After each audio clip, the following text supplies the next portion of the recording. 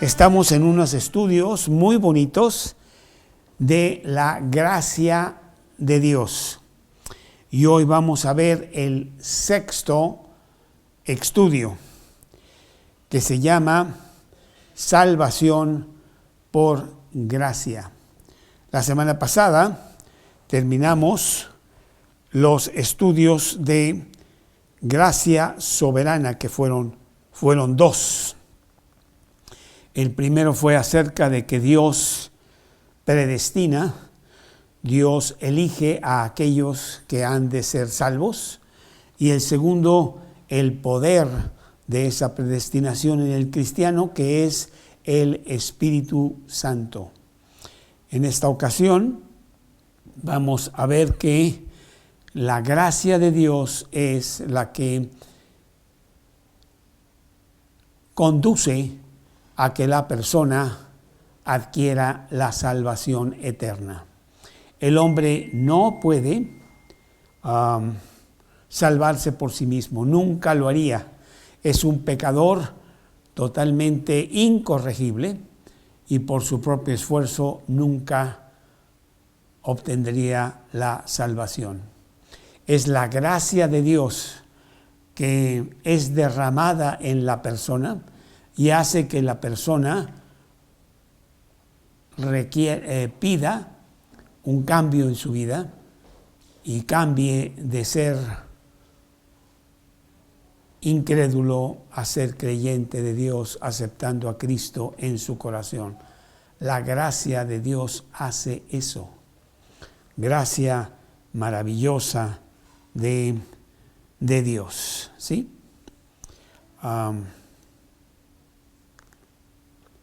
Hemos estado teniendo otros estudios con los jóvenes, que también son muy bonitos, y bueno, ya vendrá la ocasión en que los podamos tener aquí también. Son tantas cosas que queremos aprender de Dios y de nutrir nuestra alma poderosamente con los grandes banquetes que Dios nos da de su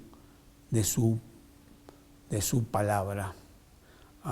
Realmente quiero sí motivarlos a que se metan a YouTube.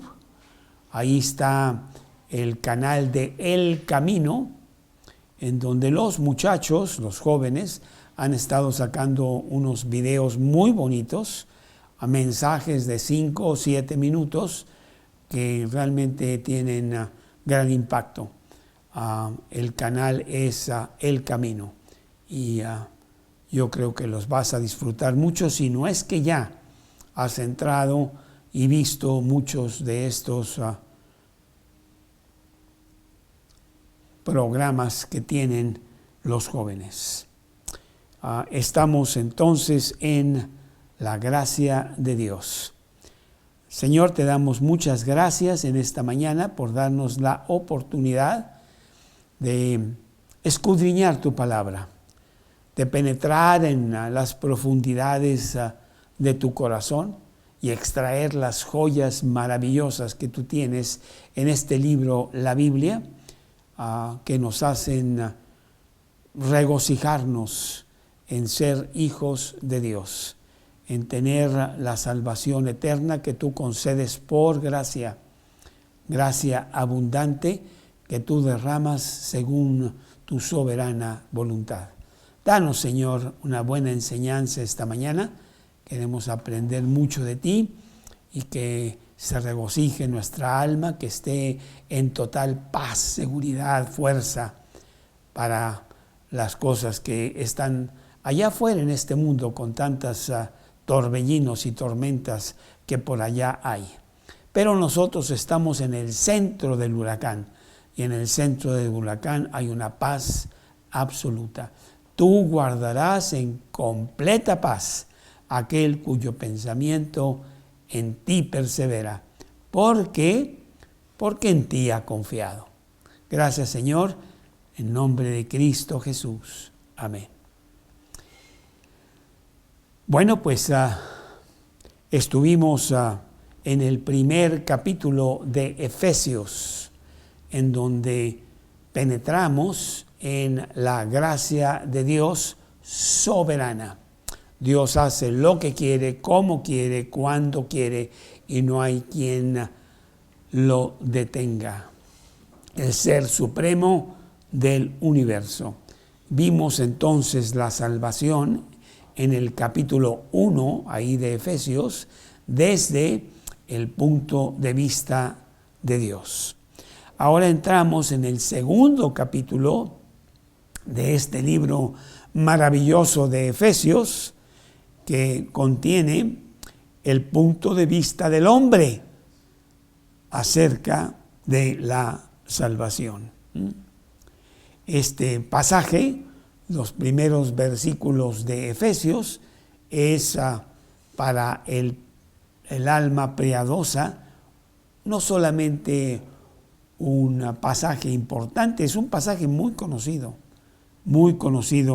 que después de Juan 3:16, que tú conoces muy bien, después del Salmo 23, que frecuentemente se cita, este pasaje es muy memorizado por los cristianos. Inclusive, ¿cuántas veces hemos nosotros citado algunos de esos primeros versículos del capítulo 2 de Efesios? Efesios capítulo 2, versículo 8 y 9. Efesios capítulo 2, versículos 8 y 9. Porque por gracia sois salvos por medio de la fe. Esto no de vosotros, pues es don de Dios, no por obras, para que nadie se gloríe. Porque por gracia sois salvos. Y de eso queremos hablar esta mañana, para que tú tengas conocimiento exacto de cómo es que opera la salvación en el hombre a través de la intervención divina de Dios en el corazón humano. Efesios 2, 8 y 9 los debemos de tener bien memorizados realmente. Y dice lo mismo que Juan 3, 16 realmente. Porque de tal manera amó Dios al mundo, que ha dado a su Hijo unigénito, para que todo aquel que en él crea no se pierda, mas tenga vida eterna. Bueno, estos versículos de Efesios, los primeros versículos del libro de Efesios, contienen tres partes teológicas, tres partes que vienen de la instrucción divina. Número 1, ¿cómo es que Dios nos salva? Y la respuesta es por gracia. La segunda es, ¿cuál es el canal a través del cual viene la gracia? Y la respuesta es la fe. Y número 3, ¿cómo Dios nos salva? No por obras, para que nadie se gloríe. Son los 3 puntos. Para entender bien estos versículos, Efesios 2, 8 y 9, debemos verlos a la luz de todo el libro de Efesios. Constantemente nosotros cometemos errores al pretender sacar un versículo del contexto en el cual está puesto. Y eso puede traer a veces muchísimos problemas, mucha confusión e inclusive total desviación de la doctrina de Dios. Siempre debemos de ver los versículos en el contexto general en donde están puestos, para que veamos de qué está hablando y cómo entra este versículo. ¿Cuántas veces en las noticias vemos que esta persona hizo una declaración y en las noticias sacan solamente una frase de toda la declaración que esta persona hizo, y entonces dicen, mira lo que está diciendo, esto, lo otro y cuánto, pero han sacado esa frase de todo el contexto del mensaje que estaba pasando esta persona. Lo mismo es con la Biblia. Esta ciencia maravillosa que se llama la hermenéutica es el estudio de la interpretación de la Biblia. Y una regla principal en esa ciencia es que no saquemos los versículos de contexto. Tenemos que ver qué está diciéndose en ese pasaje. Irnos un poco antes, quizá todo el capítulo, para ver, y a veces el tema del libro, para ver, bueno, de qué se trata este versículo dentro del mensaje general que Dios nos está diciendo. Así estos versículos de Efesios capítulo 2, versículo 8 y 9, debemos de verlos a la luz de todo el libro de Efesios. Ya vimos el capítulo 1, donde Pablo presenta la gracia de Dios, ya lo dijimos, desde el punto de vista de Dios. El Padre nos escogió en Cristo, el Hijo nos redimió de pecado y el Espíritu Santo selló redención al llamarnos a la fe en Cristo. Todo vino de parte de Dios. En este capítulo 2, que vamos a ver esta mañana, Pablo nos describe la salvación desde el punto de vista del cristiano.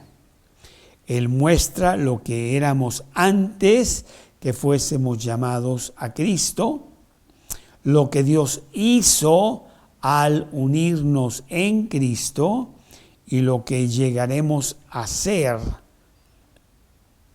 y a hacer como resultado.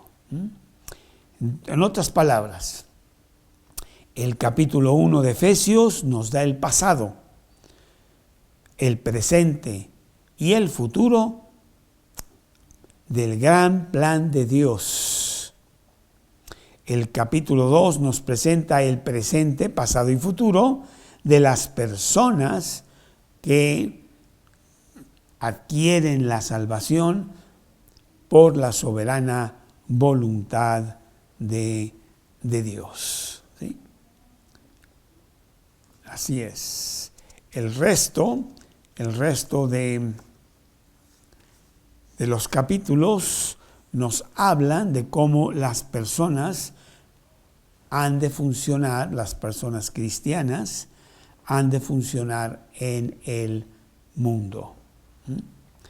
Entonces, en el capítulo 2 de Efesios, ahí estamos, los primeros versículos, capítulo 2, versículo 1 al 3. Efesios, otra vez, Efesios, capítulo 2, en los versículos 1 al 3. Vamos a ver qué nos dice Dios en Efesios 2, capítulo 1 al 3. Ahí nos describe nuestro pasado. Él os dio vida a vosotros cuando estabais muertos en vuestros delitos y pecados, en los cuales anduvisteis en otro tiempo, siguiendo la corriente de este mundo, conforme al príncipe de la potestad del aire, el espíritu que ahora opera en los hijos de desobediencia, entre los cuales también todos nosotros vivimos en otro tiempo, en los deseos de nuestra carne, haciendo la voluntad de la carne y de los pensamientos, y éramos por naturaleza hijos de ira, lo mismo que los demás. Ahí nos describe nuestra vida antes de Cristo. Estábamos muertos en nuestros delitos y pecados.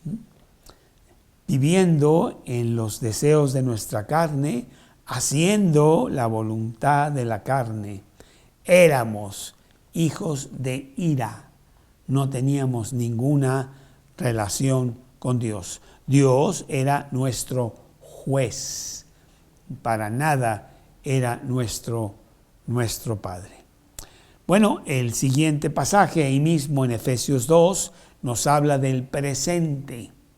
¿Qué pasó al nosotros ser llamados por Dios a la salvación? Versículos 4 al 6. Pero Dios, un gran pero maravilloso, que debería estar toda la palabra en mayúsculas. Pero Dios, que es rico en misericordia, por su gran amor con que nos amó, aun estando nosotros muertos en pecados, nos dio vida juntamente con Cristo. Por gracia sois salvos. Y juntamente con Él nos resucitó y asimismo nos hizo sentar en los lugares celestiales en Cristo Jesús. Tú que has recibido a Cristo en tu corazón, sabes que esto vino de Dios. Dios se acercó a tu vida en el momento que Él tenía predestinado ya a hacerlo y transformó los deseos de tu corazón para querer acercarte a Dios. Por su gran amor con que nos amó, porque Él es rico en misericordia. Y aunque estábamos muertos, dice la Biblia que Él nos dio vida, vida con Cristo. Porque por gracia sois salvos. Y estando nosotros muertos, nos resucitó y nos hizo sentar en los lugares celestiales con Cristo Jesús. Muchos de nosotros, ciertamente yo, recordamos con mucho cariño la fecha de nuestro nacimiento espiritual. Ese día que Dios transformó mi vida de ser reo de muerte ante un juez muy severo, a ser adoptado hijo de Dios y poder ahora llamar a Dios mi Padre. Qué día tan glorioso que fue ese día. Inclusive hay melodías muy bonitas. Hay una que se llama Happy Day, día feliz. Happy Day, el día que Dios me llamó a su seno. Para mí fue el 28 de febrero de 1977. Te puedo contar cómo estaba yo vestido. Te puedo contar a qué horas llegué a esa cita. Se me había citado a las 7 de la noche. Llegué puntual. Te puedo contar los detalles de la casa que estaba yo visitando, la casa de este predicador. El despacho a donde él me llevó, cómo era, qué estaba pasando, lo que él me dijo, lo que yo dije. Y sentir ese cambio. Realmente sí lo sentí.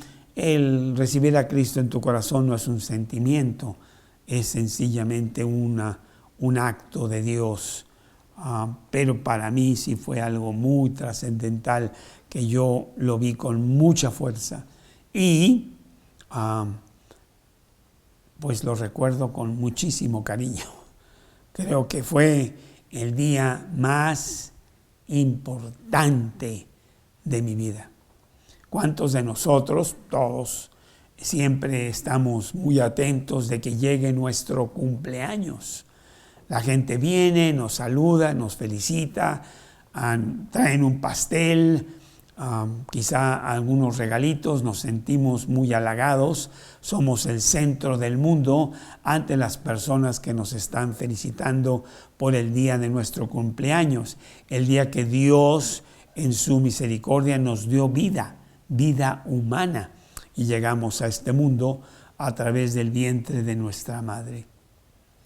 Día importante, pero para el cristiano, para aquel cristiano tan agradecido con el cambio trascendental que ha habido en su vida, el día que recibió a Cristo en su corazón es el día más importante. Inclusive en la Biblia se le llama el nuevo nacimiento. Dejamos atrás una vida sin Dios y venimos a ser nuevas personas. De modo que si alguno está en Cristo, nueva criatura es. Las cosas viejas pasaron. He aquí, todas son hechas nuevas. Tú debes de recordar constantemente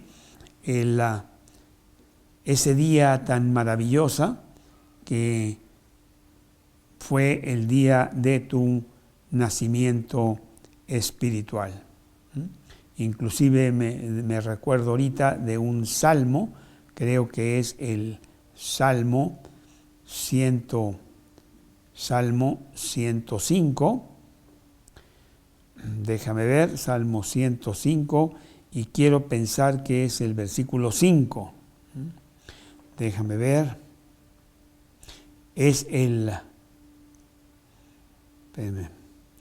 o será el Salmo 104. A ver, déjame ver, me voy a ir un salmo antes. Salmo 104, versículo 5.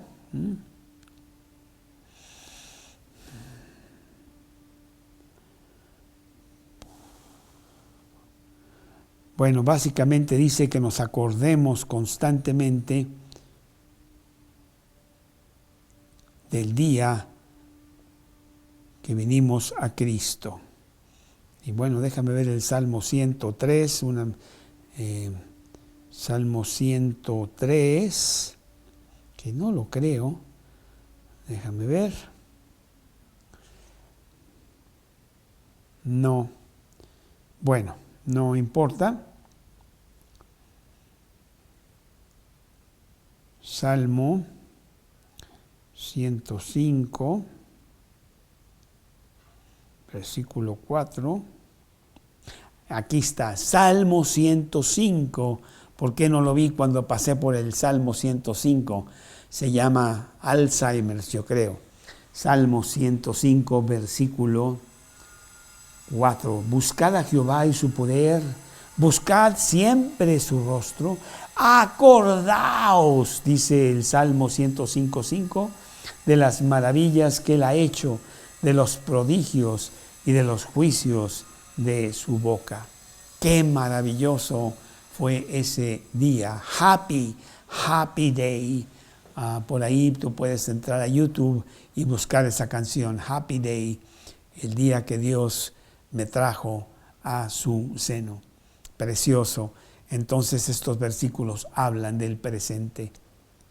Y los versículos siguientes, versículos 7 al 10, hablan, Efesios 2, 7 al 10, hablan de el futuro glorioso que nos espera. Efesios capítulo 2, en el versículo 7 al 10.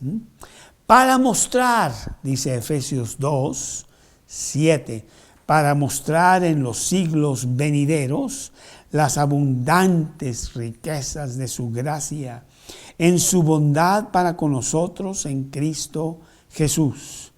Porque por gracia sois salvos por medio de la fe, y esto no de vosotros, pues es don de Dios, no por obras para que nadie se gloríe, porque somos hechura suya, creados en Cristo Jesús para buenas obras, las cuales Dios preparó de antemano para que anduviésemos en ellas.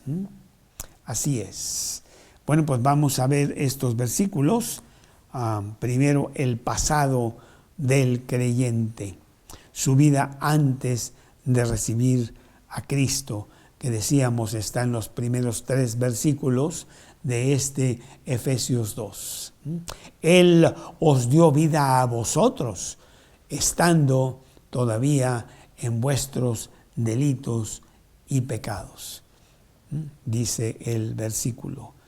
Entonces vamos a poner número 1, el pasado. Y de ese número 1 vamos a poner el inciso A, muertos en delitos y pecados. Bueno, el punto de vista que podemos decir tiene el hombre sin Dios y que el hombre tiene de sí mismo es de que no, el hombre está sano, no tiene ningún problema. Otro punto de vista es de que el hombre está enfermo y necesita curación. Y la tercera es de que el hombre está muerto.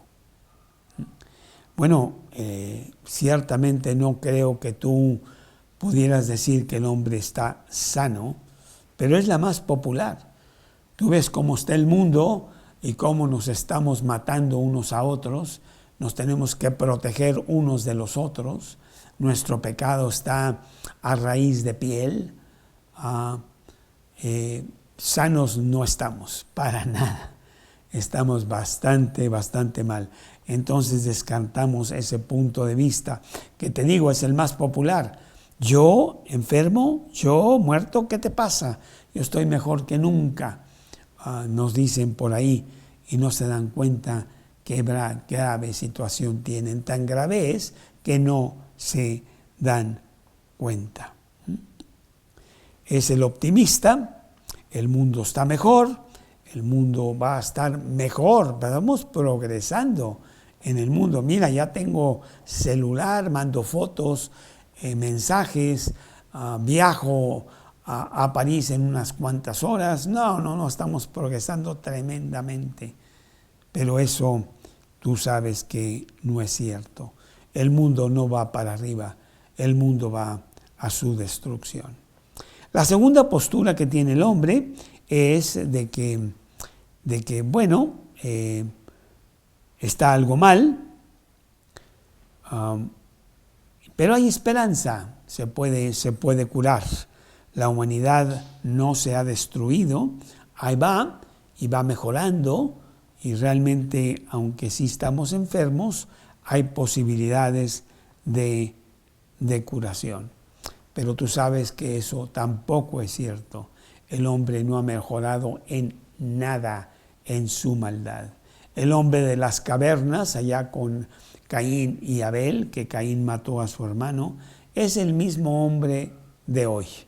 A lo mejor trae corbata y puede ser azul o verde, pero eso no le quita, no le pone, no le cambia lo que está en el corazón. Engañoso es el corazón más que todas las cosas, y perverso, ¿quién lo conocerá?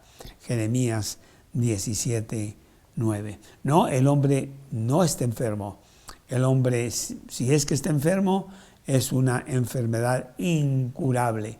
No hay medicina, no hay manera de que el hombre se componga. Bueno, la tercera posición que el hombre puede tener de sí mismo es la bíblica. Es lo que dice la Biblia. Estáis muertos en vuestros delitos y pecados. No está sano, no está enfermo, él está muerto. Y bueno, ahí pues ¿qué podrías hacer para que este hombre estuviera mejor? Comprarle una nueva medicina, bañarlo. No tiene caso. Ese hombre está muerto, ya no hay nada que hacer desde el punto de vista humano. Muerto en delitos y pecados.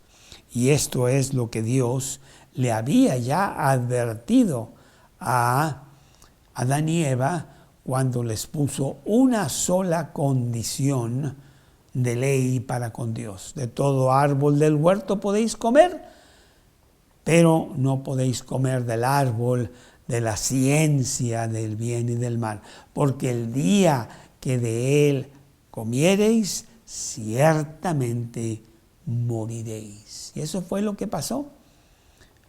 Génesis 2, capítulos 16 y 17 es lo que dice Dios. Y el hombre está muerto.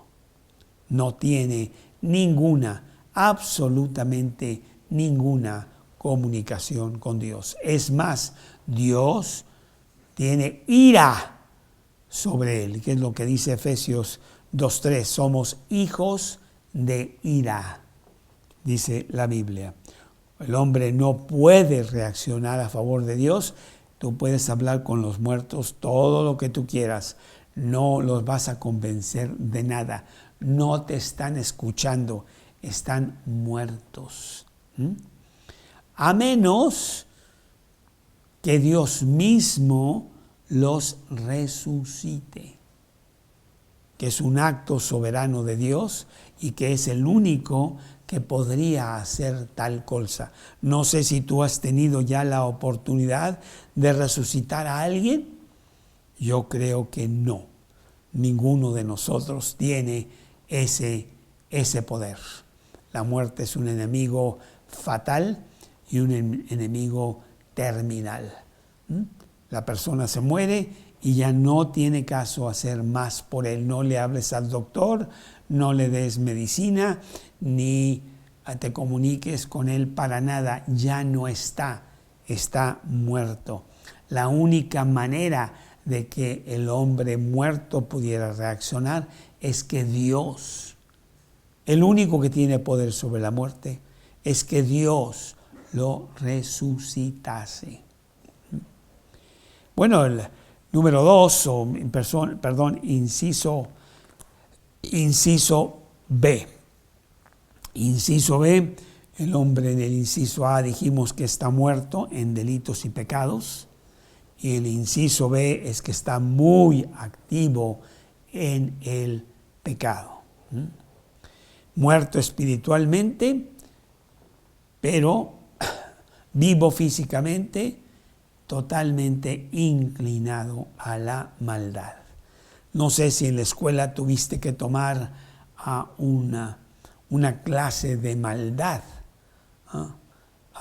No te la dieron porque no la necesitabas.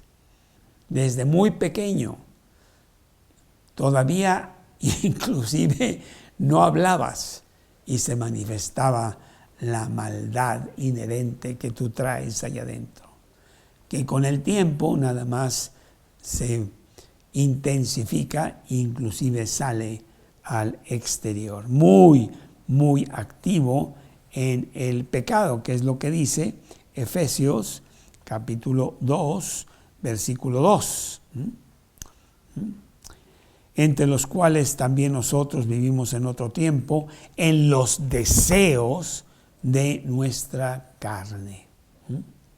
Ahí está, muy activo. Muerto para Dios, pero muy vivo para el pecado. Muerto caminando con un imán hacia el pecado. Y no hay manera de que tú le rechaces al pecado. No tendrías suficiente poder para hacerlo. Inciso C, muertos en delitos y pecados, es que estás esclavizado al pecado. Eres un esclavo totalmente sin voluntad propia para poder tomar otro rumbo. Y eso lo vemos en el versículo 3 ahí de Efesios.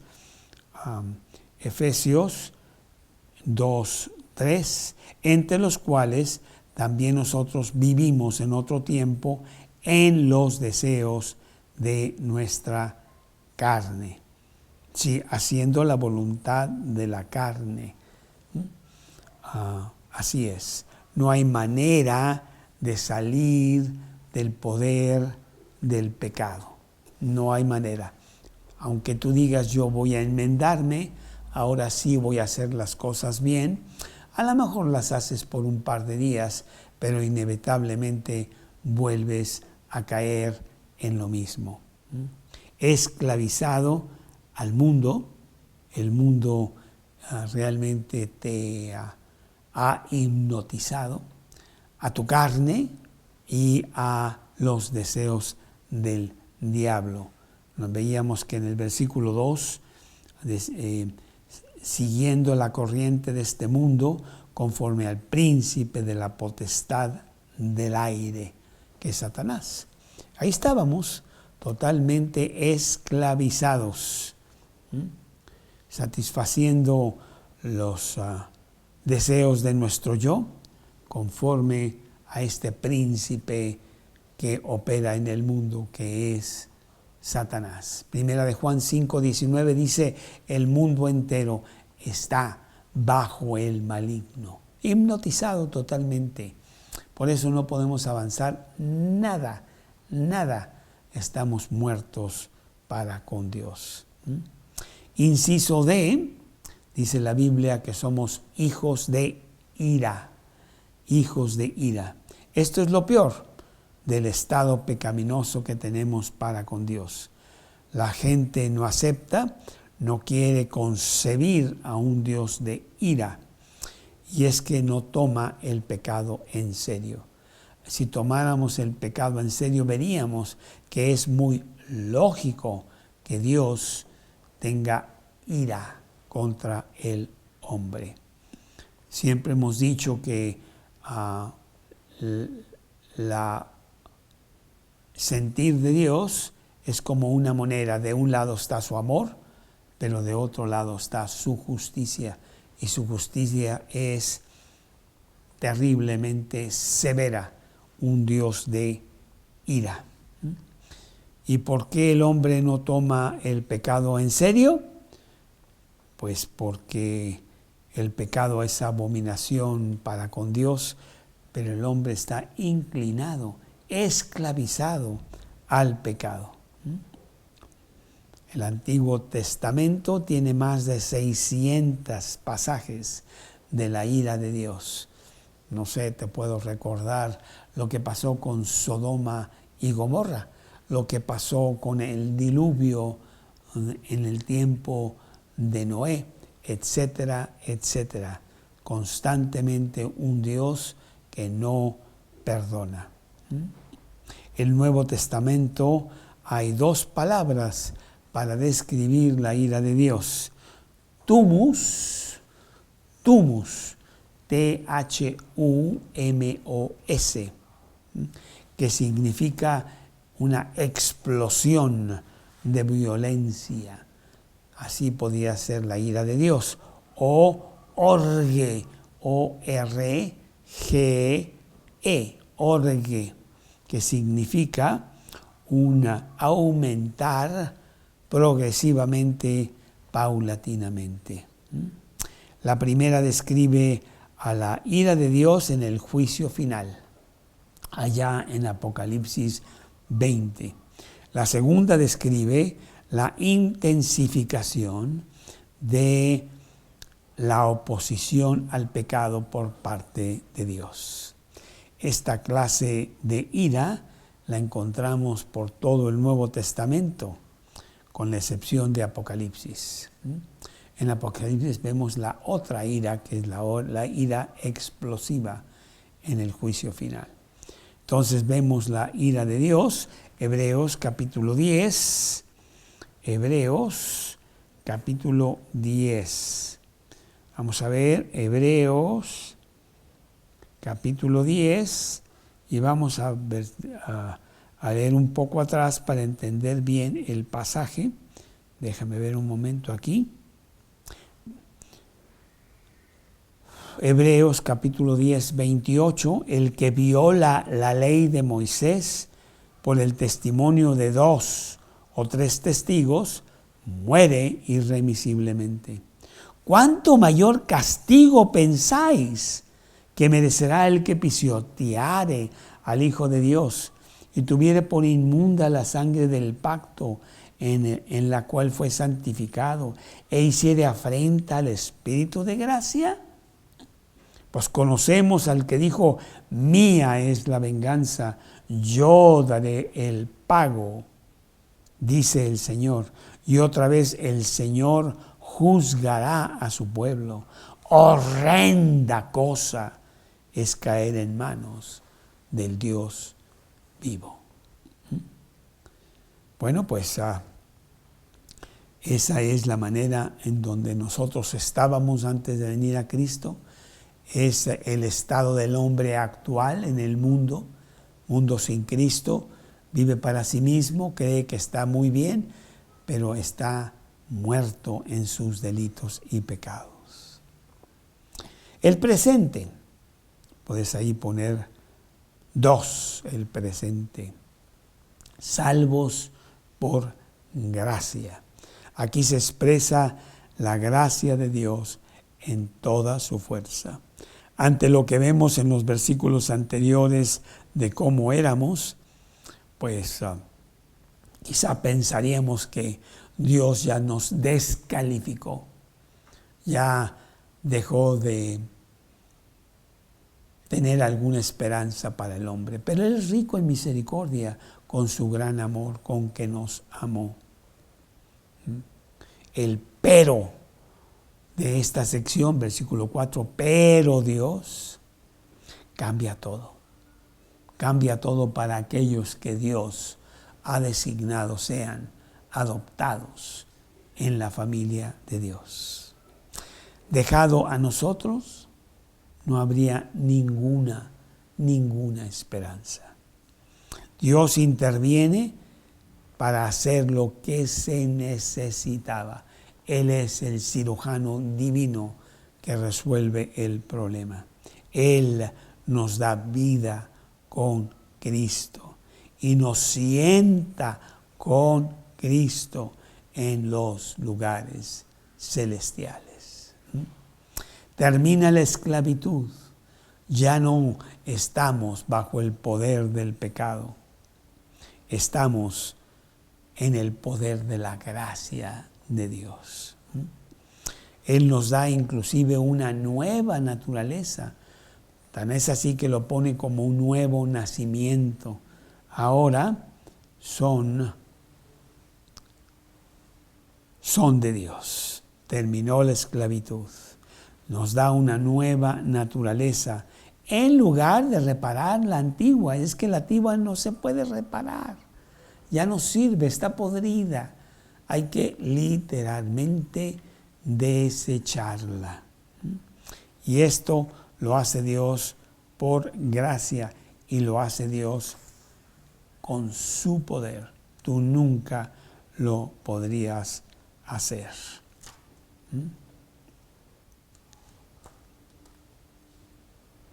Y lo hace por medio de la fe. Él te da fe para que tú creas.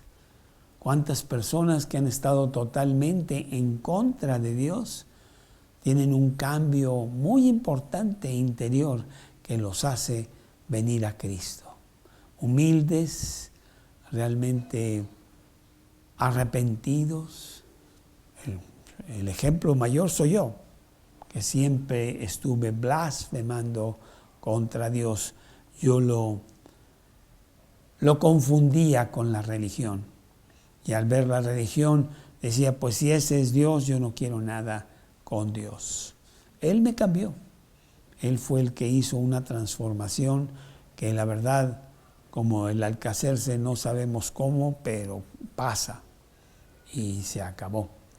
Y eso fue lo que pasó. Saulo de Tarso, un gran hombre religioso que perseguía a los cristianos y que fue transformado instantáneamente por la gracia de Dios. La fe, pues, es el regalo de Dios que viene con la gracia. Es el canal, es la manera como se manifiesta la gracia en la persona. Tiene fe. Así que la salvación es solo por gracia. No podemos jactarnos y decir, bueno, yo soy cristiano, yo estoy por encima, mira nada más cómo está el mundo.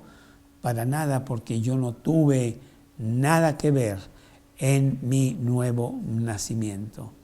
Así como podrías decir de tu nacimiento físico que tanto tuviste tú que ver en el nacimiento físico bajo la voluntad de tus padres? Pues la verdad, nada. N-A-D de dedo, A. Nada. Sino que vino por no esfuerzo tuyo. Así es la gracia de Dios.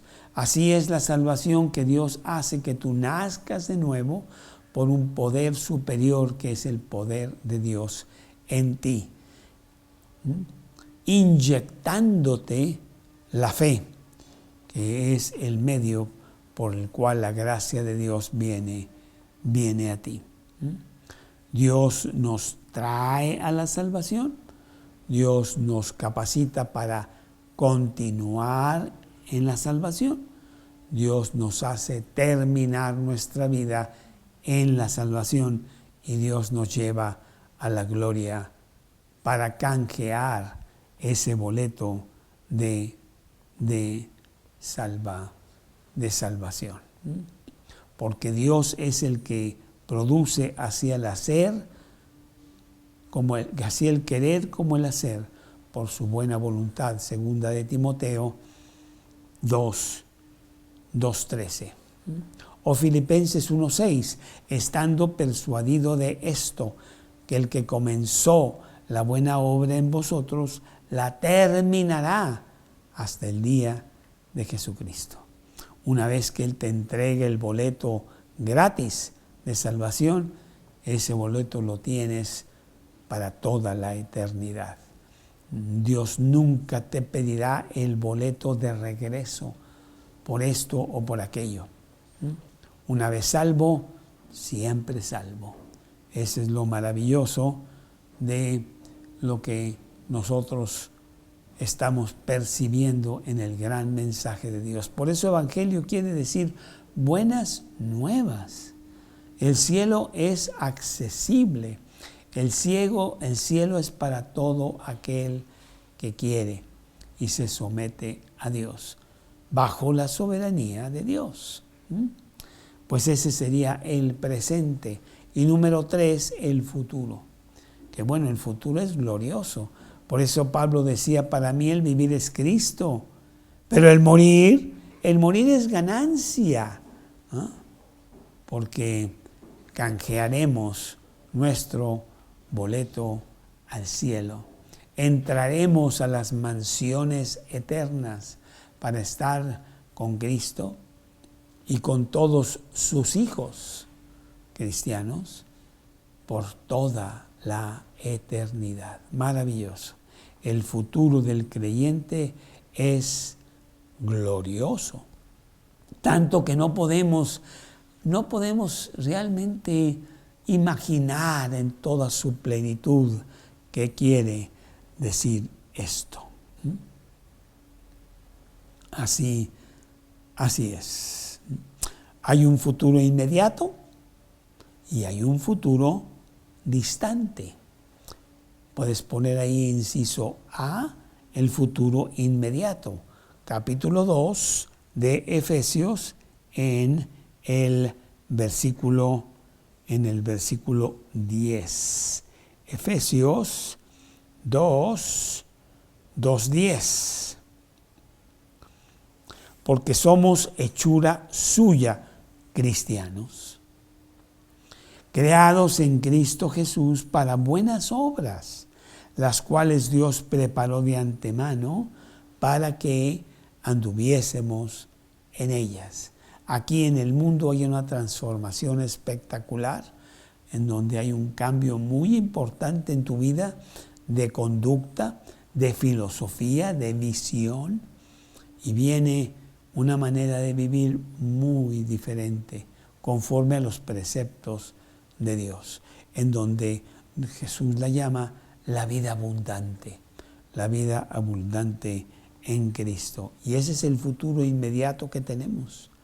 Llevo 42 años, casi 43 años en Cristo, y la verdad, pues han sido años espectaculares, muy diferente a aquellos primeros 33 años que yo pasé sin Cristo y que la verdad sí los puedo catalogar como un verdadero infierno. Pero no así estos 42 años en donde ha sido la vida abundante de Dios.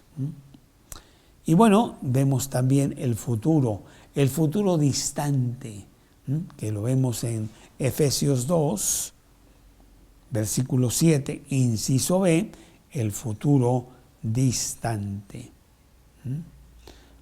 Para mostrar, Efesios 2, 7, en los siglos venideros, las abundantes riquezas de su gracia, en su bondad para con nosotros, en Cristo Jesús. El futuro distante es más difícil de imaginar, pero ciertamente será glorioso. Primera de Corintios, capítulo 2, Primera de Corintios, capítulo 2, versículo 9, 2:9, que dice: antes bien, como está escrito, cosas que el ojo no vio, ni oído oyó, ni han subido en corazón de hombre, son las que Dios ha preparado para los que le aman. ¿Cómo es el cielo? Qué aburrido, nada más ahí tocando arpas todo el tiempo. No es así. No puedo yo describirte el cielo, pero sí describirte lo que Dios ha prometido para mí.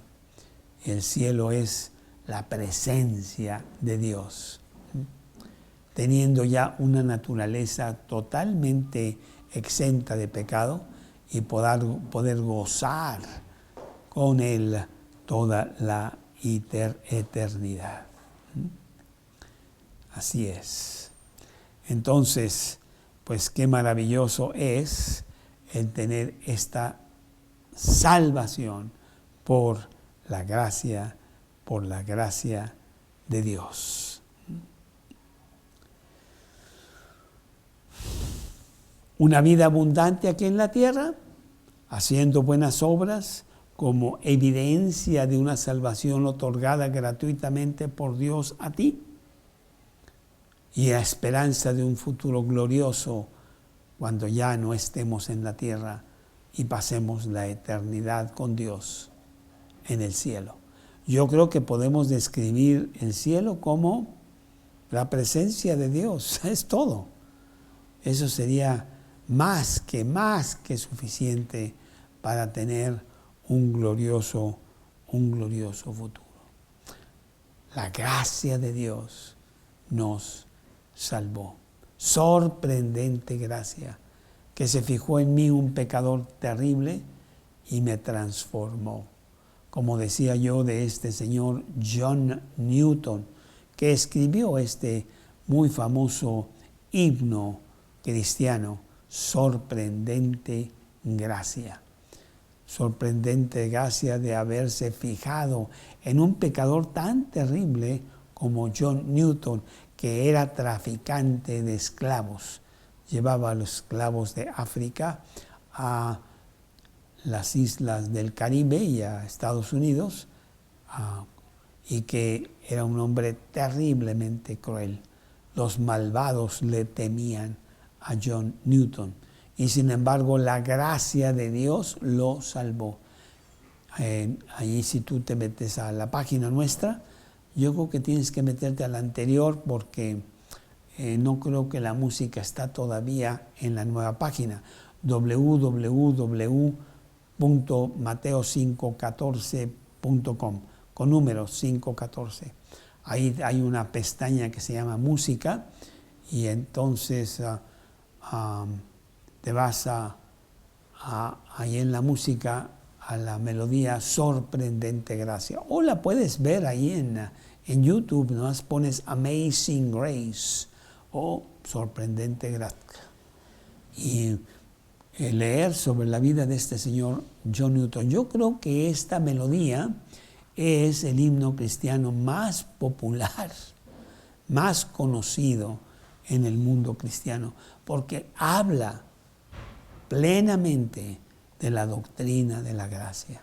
La gracia me salvó, la gracia me transformó, la gracia me llevará a la gloria eterna. Y aunque pasen miles y miles y miles de años, yo estaré alabando a Dios por su gracia para conmigo. La gracia de Dios.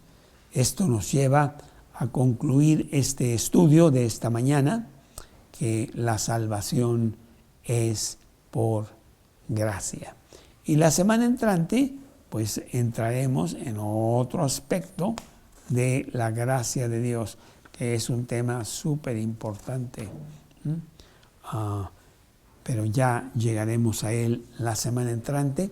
Te pido que pues te conectes miércoles a 11:10, 11:15 de la mañana para tener otro estudio maravilloso sobre este tema, que van a ser como 20 estudios de la gracia de Dios. Oh Padre, te damos muchas gracias por tu soberana voluntad para con nosotros, por extender la gracia de Dios, la gracia eficaz, la gracia que salva, la gracia que hace que seamos transformados de grandes pecadores que rechazamos a Dios, a todavía pecadores, pero ahora en las manos de Dios, como Padre que nos regala la salvación. Estamos muy agradecidos y queremos que ese agradecimiento se traduzca, se evidencie en una vida cristiana conforme a los preceptos que tú nos pones en la Biblia. Y ser tus mensajeros para decirle a otros que la gracia de Dios les puede conceder la salvación, que ellos también pueden tener su cielo asegurado a través de Cristo. Te damos muchas gracias, Dios, y te pedimos por este país nuestro, México, por tantos problemas que existen, que la solución siempre será, es voltear a ti, individualmente y como nación. Bendita la nación cuyo Dios es Jehová, dice el Salmo 33. Te lo pedimos, te damos gracias en el nombre de Cristo Jesús. Amén.